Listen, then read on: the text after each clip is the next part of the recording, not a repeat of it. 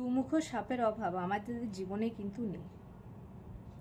এদের কাজটাই হলো সাপের গালেও চুমু দেওয়া, ব্যাঙের গালেও চুমু দেওয়া।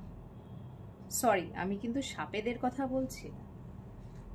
আমরা যে মানুষদেরকে এই সাপ তকমা দিয়ে ব্যঙ্গ করি, ইনডিরেক্টলি কিন্তু আমরা সেই সাপগুলোকে বলছি যাদের কোনো দোষই নেই। কারণ আমরা মানুষরা তো ওই সাপদের থেকেও এক কাঠি উপর দিয়ে যাই। এনিওয়ে, আমরা ব্যঙ্গ করেই কথাটা বলে থাকি যে কিছু কিছু মানুষ আছে যারা সাপের গালেও চুমু দিতে ভালোবাসে, আবার ব্যাঙের গালেও চুমু দিতে ভালোবাসে। সেই সব মানুষদের থেকে একটু দূরে থাকাটা আমার মনে হয় ভালো। আর এদের অভিনয়টা না সাংঘাতিক হয়। মানে তোমার পাশে থেকে তারা ধরতে দেবে না যে তোমার পেছনে তারা কি করে বেড়াচ্ছে।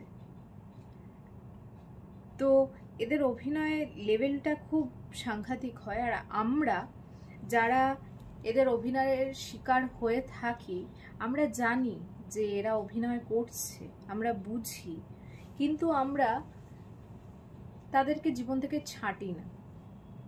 আমরা আমাদের জীবনে তাদেরকে রেখে দিই। কেন না, দেখার জন্য যে তারা কতটা দূর যেতে পারে।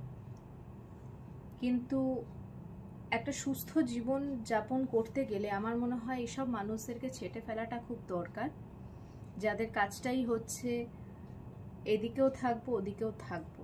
দু নৌকায় পা দিয়ে কিন্তু কখনোই চলা যায় না।